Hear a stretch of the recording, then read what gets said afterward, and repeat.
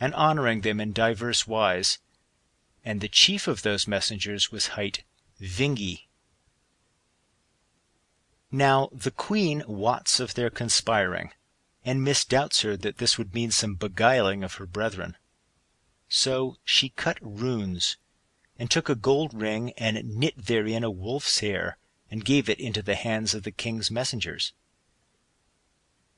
Thereafter they go their ways according to the king's bidding.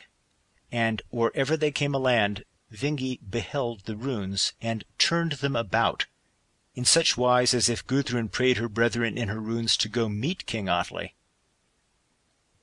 Thereafter they came to the hall of King Gunnar, and had good welcome at his hands, and great fires were made for them, and in great joyance they drank of the best of drink. Then spake Vingi, King Atli sends me hither, and is fain that ye go to his house and home in all glory, and take of him exceeding honours, helms and shields, swords and burnies, gold and goodly raiment, horses, hosts of war, and great and wide lands. For, saith he is fainest of all things to bestow his realm and lordship upon you. Then Gunnar turned his head aside, and spoke to Högni. In what wise shall we take this bidding? Might and wealth he bids us take, but no kings know I who have so much gold as we have, whereas we have all the hoard which lay once on Gnita Heath, and great are our chambers, and full of gold, and weapons for smiting, and all kinds of raiment of war, and well I wot that amidst all men my horse is the best, and my sword the sharpest, and my gold the most glorious. Högni answers, A marvel is it to me of his bidding, for seldom hath he done in such a wise, and ill-counselled will it be to wend to him. Lo now, when I saw those dear-bought things the king sends us, I wondered to behold a wolf's hair knit to a certain gold ring. Belike Gudrun deems him to be minded as a wolf towards us, and will have naught of our faring. But withal Vingi shows him the runes which he said Gudrun had sent. Now the most of folk go to bed, but these drank on still with certain others. And Kostbera, the wife of Högni, the fairest of women, came to them, and looked on the runes. But the wife of Gunnar was Glaumvur, a great-hearted wife. So these twain poured out, and the kings drank, and were exceeding drunken. And Vingi notes it, and says, Naught may I hide that King Atli is heavy of foot, and over-old for the warding of his realm. But his sons are young and of no account. Now will he give you rule over his realms, while they are yet thus young, and most fain will he be that ye have the joy thereof before all others. Now so it befell both that Gunnar was drunk, and that great dominion was held out to him. Nor might he work against the fate shapen for him.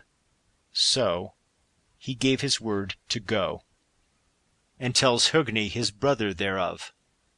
But he answered, Thy word given must even stand now, nor will I fail to follow thee, but most loath am I to this journey. Chapter 35. So when men had drunk their fill, they fared to sleep. Then falls Kostbera to beholding the runes, and spelling over the letters, and sees that beneath were other things cut, and that the runes are guileful. Yet because of her wisdom she had skill to read them aright. So then she goes to bed by her husband. But when they awoke, she spake unto Högni, Thou art minded to wend away from home. Ill-counselled is that. Abide till another time. Scarce a keen reader of runes art thou, if thou deemest thou hast beheld in them the bidding of thy sister to this journey. Lo, I read the runes, and had marvel of so wise a woman as Gudrun is, that she should have miscut them. But that which lieth underneath beareth your bane with it. Yea, either she lacked a letter, or others have dealt guilefully with the runes. And now hearken to my dream. For therein methought there fell in upon us here a river exceeding strong, and brake up the timbers of the hall. He answered, Full oft are ye evil of mind, ye women. But for me, I was not made in such wise as to meet men with evil, who deserve no evil. Belike he will give us good welcome. She answered, Well, the thing must ye yourselves prove, but no friendship follows this bidding. But yet again, I dreamed that another river fell in here with a great and grimly rush, and tore up the dais of the hall, and brake the legs of both you brethren. Surely that betokeneth somewhat. He answers, Meadows along our way, whereas thou didst dream of the river. For when we go through the meadows, plentifully doth the seeds of the hay hang about our legs. Again I dreamed, she says, that thy cloak was afire, and that the flame blazed up above the hall. Says he, Well, I wot what that shall betoken. Here lieth my fair-dyed raiment, and it shall burn and blaze, whenas thou dreamest of the cloak. Methought a bear came in, she says, and brake up the king's high seat, and shook his paws in such a wise that we were all adrad thereat, and he gat us all together into the mouth of him, so that we might avail us naught, and thereof fell great horror on us. He answered, Some great storm will befall, whereas thou hadst a white bear in thy mind.